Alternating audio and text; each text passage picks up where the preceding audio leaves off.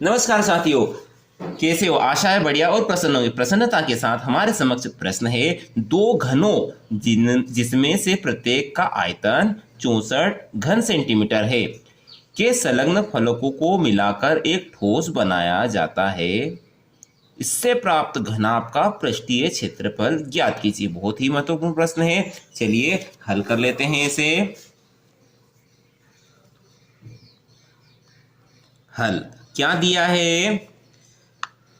दिया है घनाभ का आयतन दिया गया है। घनाभ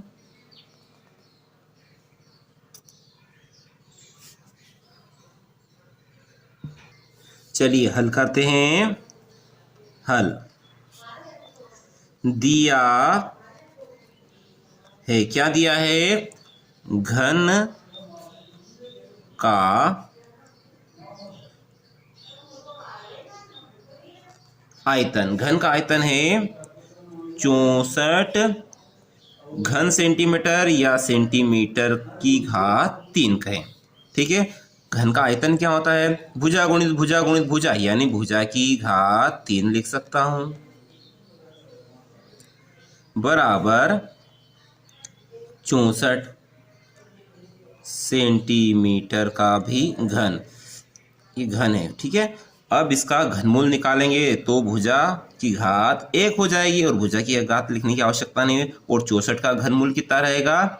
50, और यहाँ भी घात 3 है तो क्या हो जाएगी?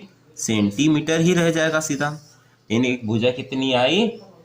4 सेंटीमीटर। हमने घनाभ के आयतन के आधार से घन की एक भुजा की लंबाई ज्ञात कर ली। क्या दिया था हमें? एक घन दिया है साहब, घन बना लेते हैं। ठीक है, ये घन दिया था। अब ऐसे एक और घन को इसके ऊपर रख देते हैं। ठीक, ऊपर रख दिया। ठीक से बनाने का प्रयास कर रहे हैं। ठीक है, ये हो गया। अब ये क्या बन गया? अब यह एक घनाभ बन गया है। ठीक है, इसकी भुजा कितनी थी? 4 सेंटीमीटर। ठीक है, परंतु यह भुजा भी 4 सेंटीमीटर है, परंतु यह कितनी हो जाएगी? 4 और 4, यहाँ से यहाँ तक की लंबाई 8 सेंटीमीटर हो जाएगी। ठीक है, क्या किया हमने? यदि घनों के संलग्न फलकों को, यदि घनों के संलग्न फलकों को मिलाया जाता है, मिलाया जाता है, तो प्राप्त क्या होगा? हमें एक घनाभ प्राप्त होगा। तो प्राप्त घनाभ की भुजाएं क्या होगी? 4 सेंटीमीटर, 4 सेंटीमीटर और एक रहेगी 8 सेंटीमीटर होगी। ठीक, अब क्या पूछा था? घनाभ का पृष्ठीय क्षेत्रफल।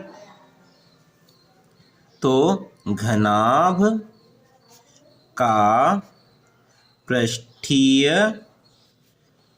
क्षेत्रफल क्या होता है? पृष्ठीय क्षेत्रफल 2 गुणित लंबाई गुणित चौड़ाई धन चौड़ाई गुणित ऊंचाई धन ऊंचाई गुणित लंबाई।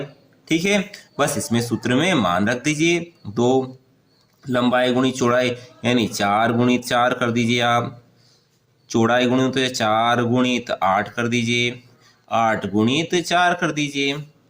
ठीक है, 2 4 चौक 16, 8 चौक 32 और 8 चौक 32। तो क्या प्राप्त होगा? 2 2 4, 4 6 10, 10 की 0, हासिल का 1, 3 3 9, 9 1 3 3 3 6, 6 1 7 और 1 8। और 2 का गुणा कर दीजिए। 2 शून्य शून्य, 2 अठी 16, तो क्या प्राप्त हुआ हमें 160 सेंटीमीटर का वर्ग। वर्ग क्यों प्राप्त हुआ? क्योंकि इसकी भी लंबाई सेंटीमीटर, इसकी भी लंबाई सेंटीमीटर, और सेंटीमीटर का सेंटीमीटर गुणा होगा सेंटीमीटर की घात 2। तो क्या प्राप्त हुआ? घनाभ का पृष्ठीय क्षेत्रफल 160 वर्ग सेंटीमीटर हमें प्राप्त हुआ। आशा है यह छोटा सा प्रश्न आपको समझ में आया होगा। वीडियो अच्छा लगा तो लाइक करें, चैनल को नए हो सब्सक्राइब भी कर दिया करें। अगले वीडियो तक जय हिंद, जय भारत, वंदे मातरम।